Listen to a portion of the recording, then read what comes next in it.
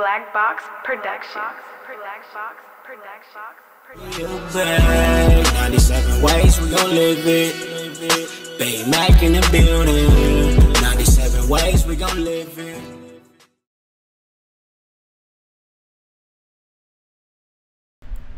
Cuz said how I feel about Big Worm talking about Pac and Snoop business. First of all, just so you know, in the black box, I don't even utilize or discuss my feelings. We only analyze and discuss facts in the black box. I leave my personal feelings outside of this platforming process. Secondly, I wasn't aware that Big Worm had no commentary on Snoop and Tupac. Might have to check it out. Most of the things I hear him speak on, he be pretty on point.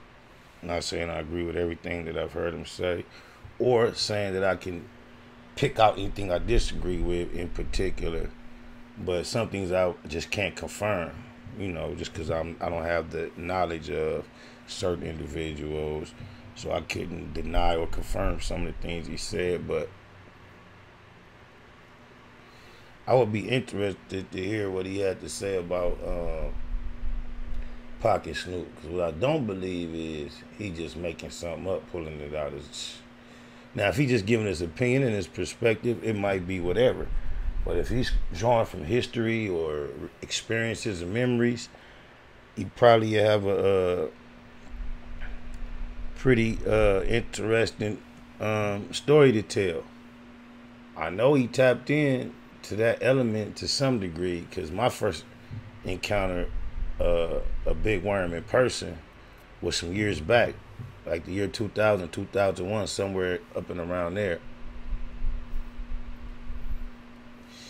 And Suge Knight had him on speed dial. I was with Suge when I encountered it. And from our experience and what I can make of it, he was tapped into that inner circle. The intimidation that Suge typically had on the general public and on individuals, especially when as deep as we were, and when he approached Big Worm, Cuz was by himself, and Cuz kind of got at him on like some G-sh, and Big Worm response wasn't on no I'm intimidated type whatsoever on my mama. So the fact that he been making the circuits, speaking, everybody, you look on YouTube and just go down through it. Everybody that's been in the game is sharing experiences.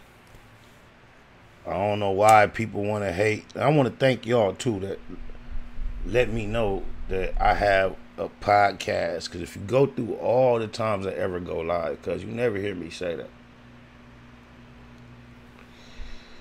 I just started going live on a consistent basis in order to build something. Never named it. The same way they call God, you dig it, lies.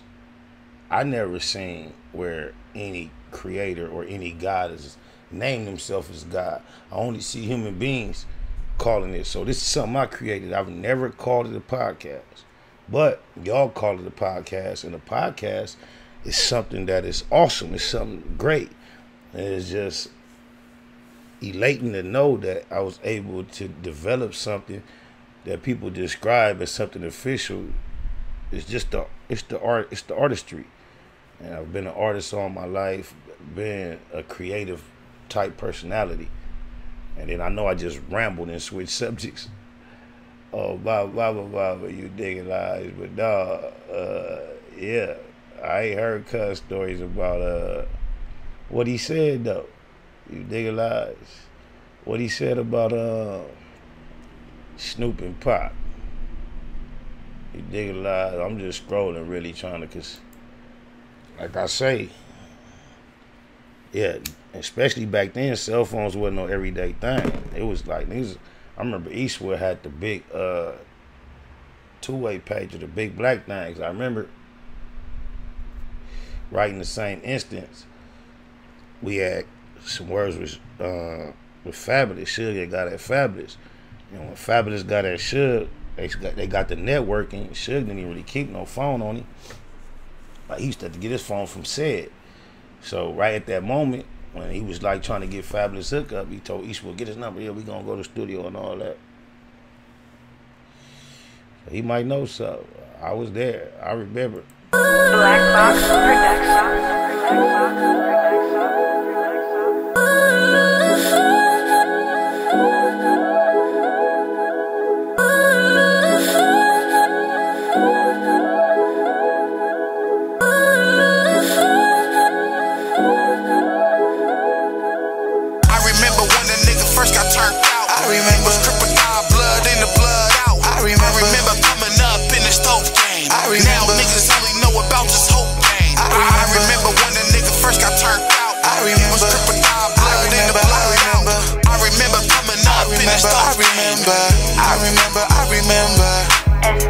On the turf, Lil Box and Lil Murk. Not a gang of birds, but the third served the Lil work.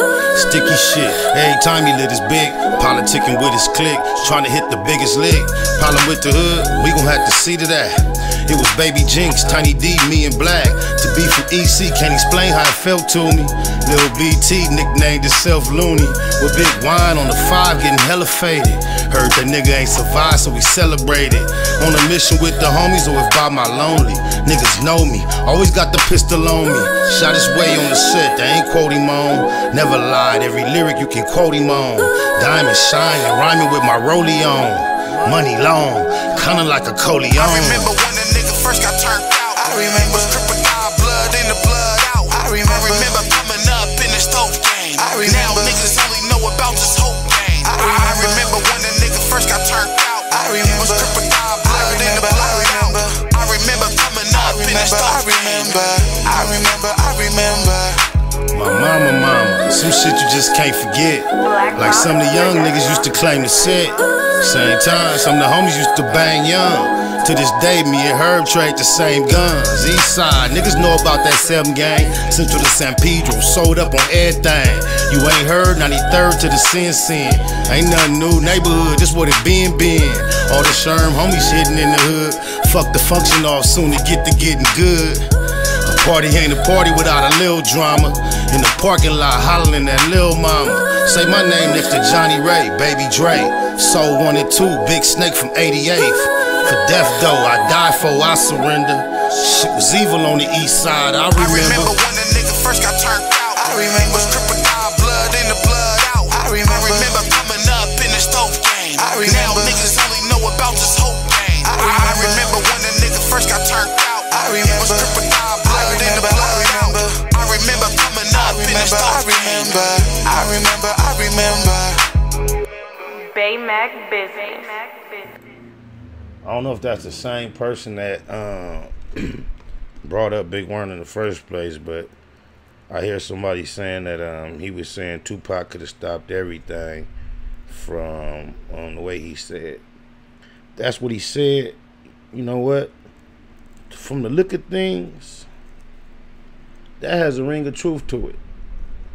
It do seem like it got to a point Tupac was smashing on a gang of muff who didn't want no problem with him. And I've heard others, like the Outlaws, say because he had put that smash down and realized a lot of people didn't want no problems, that things were about to subside. Y'all realize he didn't die related to none of that rap beef. And then I'm trying to tell y'all, in that hotel lobby, it's a very, very good chance that the Mob Pirus at that time, because Baby Lane was by itself, the way our banging really go, them niggas out there on the tip they was on, he might have got a pass.